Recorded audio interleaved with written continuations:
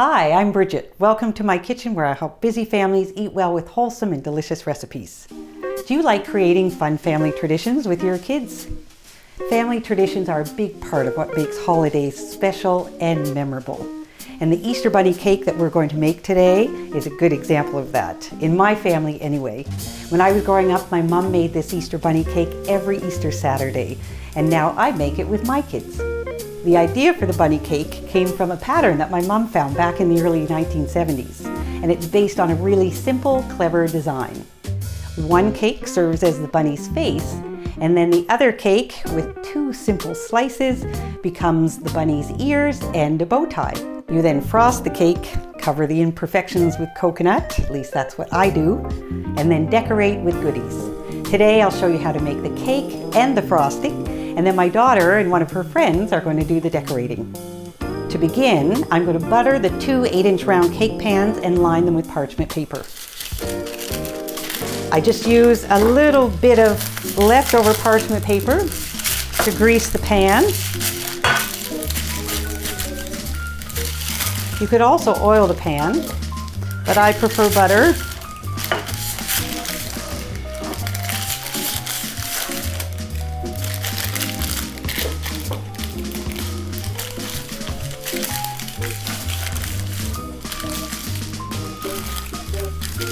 If you don't have parchment paper, you can flour the pans after you grease them, but I prefer parchment paper because it makes it extra easy to take your cakes out of the pan once they've cooked.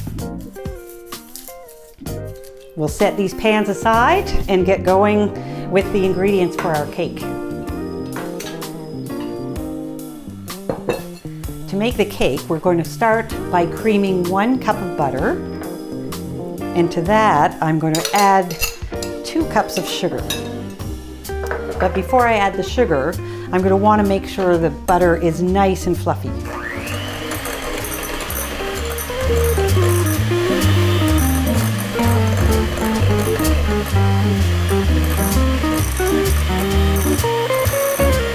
I started with butter that was nice and soft to begin with, and now I'm going to add the 2 cups of sugar, but I'm going to add it in 3 additions just to give the butter time to incorporate it.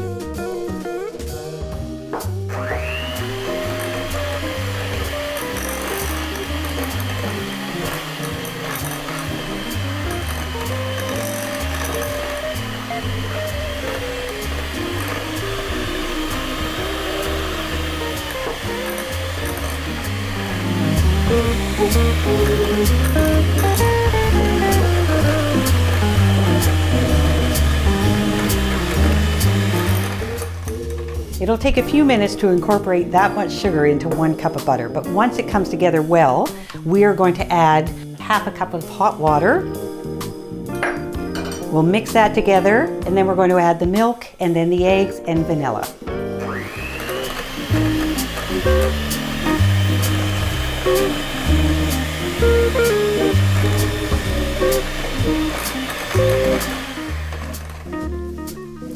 Once the water is completely incorporated, then we can add half a cup of milk.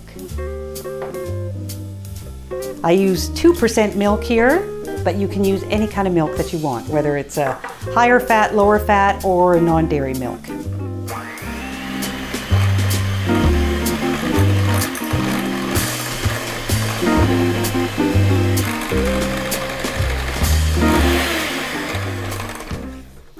Once we incorporate the milk, it's going to look a little curdled, but don't worry, it'll all come together once we add the eggs and the other ingredients.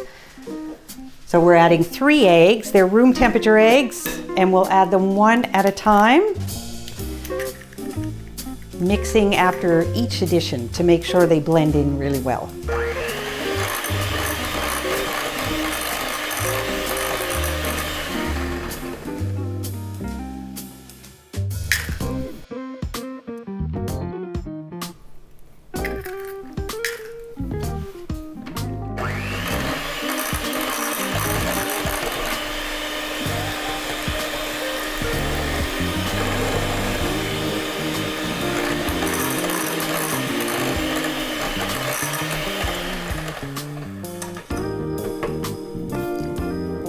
I always use large eggs in my baking.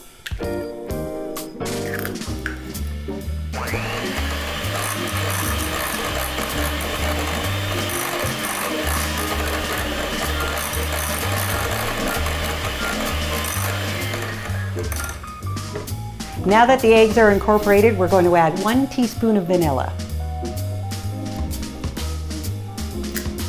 You could add a teaspoon of lemon juice in place of the vanilla if you prefer, or if you have orange flower water in your kitchen, that is lovely in this recipe.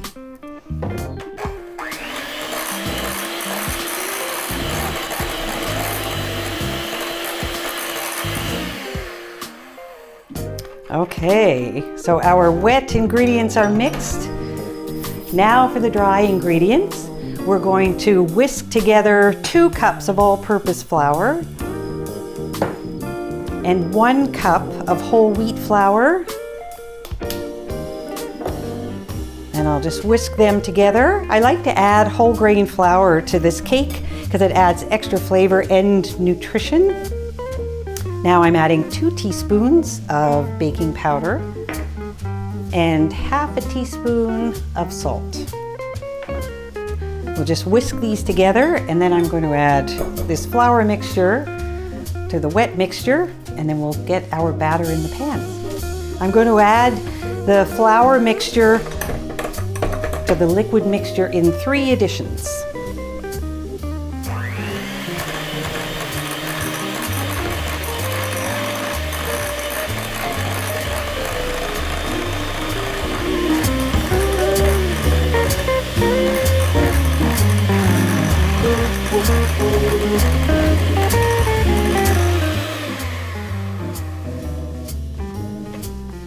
Once the batter has come together really well, you can just give it a good stir.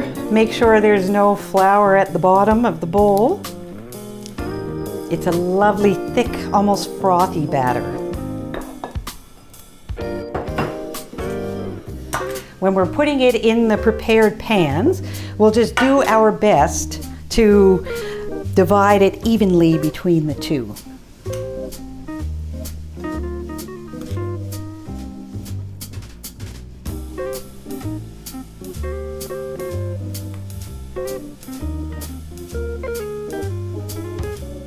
This recipe is one of my favorite white cakes to make. It's a terrific recipe to use for birthday cakes because it has such a beautiful crumb, and it makes a nice layer cake if you wanted to use it as a birthday cake. So I'm just going to spread the batter in the pan almost to the edges.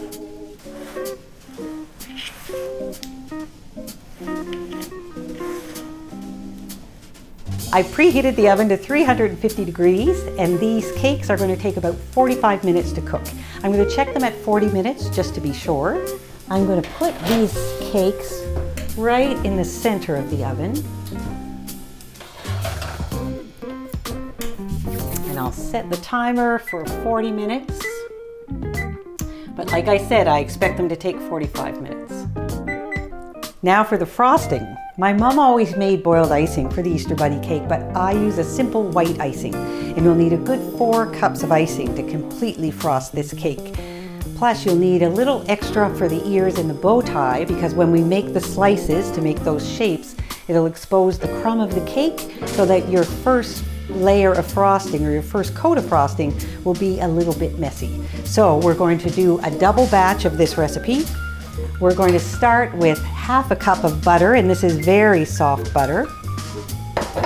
And I'm just going to start by creaming it a bit, and then I'm going to add a bit of milk, or I'll start adding the milk. I'll add vanilla, and then I'll continue on with the icing sugar. Because we're making a double batch, we'll use about 6 cups of icing sugar, but we might end up using a little bit more. And we'll use between 4 tablespoons and 6 tablespoons of milk. Really, when you're making an icing like this, it's all about the feel of it. So once we have the foundation of the butter that we want and the vanilla that we want, then we can just play with the amount of icing sugar and milk to get the consistency that we want that makes it easy to spread but not too runny.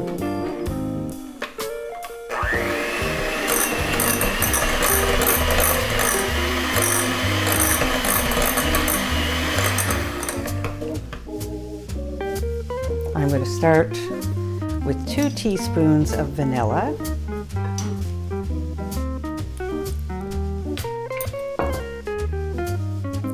splash of milk.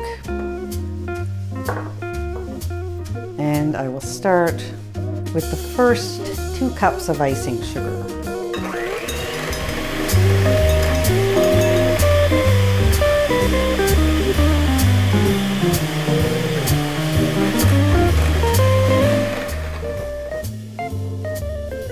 And now I'm going to continue adding the icing sugar until I've added about 6 cups. So this is the 3rd cup.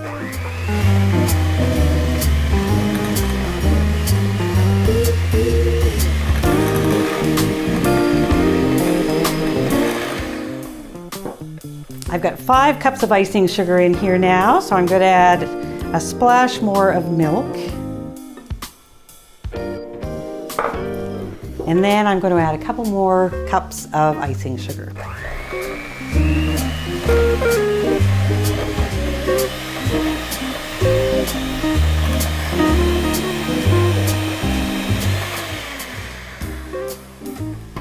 I'm just going to test this with a knife to see if it's the right consistency to spread. And it is. So it's a little bit frothy, it'll spread easily, and it's nice and smooth. So now we're ready to frost the cake, but before we do, I'm going to show you how to cut the second cake to make the ears and the bow tie. And our cakes are ready. I can tell they're cooked because the cake is starting to pull away from the sides of the pan, and the tops spring back lightly when touched. You could also use a cake tester just to make sure, but these are ready. This is the design that we're going to use to make our ears and our bow tie. So as you can see, we just have 2 slices to make on one of our cakes. It is easier if you make a bit of a template, although you can do it freehand, which I really did for years.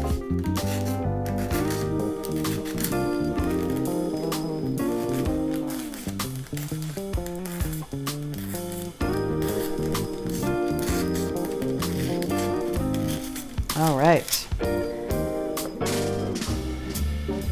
So just following my dotted line.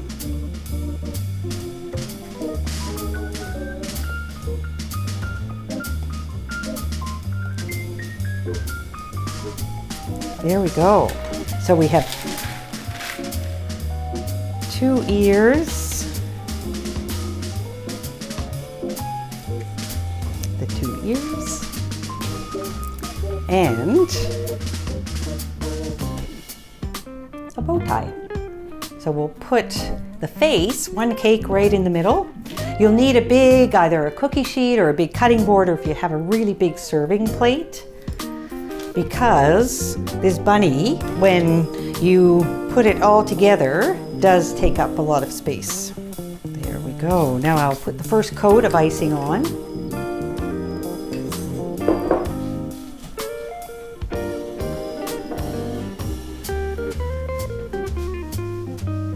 I've never been super tidy when it comes to frosting a cake, but the benefit of this cake is that after we frost it, I'm going to coat it with coconut, and that will hide the imperfections.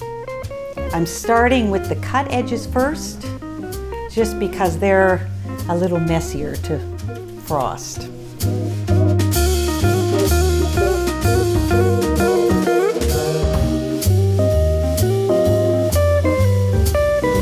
This is really the crumb coat that I'm putting on, in most places anyway, so I'm going to let it sit for a minute once I've got everything covered, and then I'll come back to it and put 1 more coat on, using up the last of the frosting.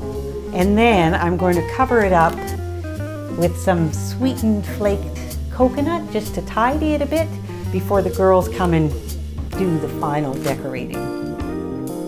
I'm just going to sprinkle over some sweetened coconut and pat it in a little bit, just because I'm always very messy with the icing, and this hides all of my mistakes. Or it hides some of my mistakes anyway. Now it's time for Amelia and Emma to put the final touches on our Easter Bunny cake. So now we're ready to decorate the cake. This is my daughter Amelia, and this is her friend Emma. Amelia has decorated lots of Easter Bunny cakes. This is the first time for Emma. So I'll let you girls just go to it. We've got stuff for the bunny eyes, for the bunny's whiskers, for the bunny's teeth, maybe polka dots for the bow tie, but I'll let you girls decide. Like a red one for the nose? Yeah, because if it had red eyes, that wouldn't be good. Yeah. Okay, do you want to place the eyes so then I know where to put the I'll nose? cut that.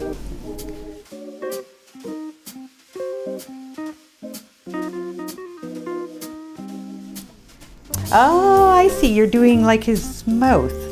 Nice. Oh, he has a handlebar mustache. Look at that! I love it. They have a motorcycle. Okay, so what ones are you going to use?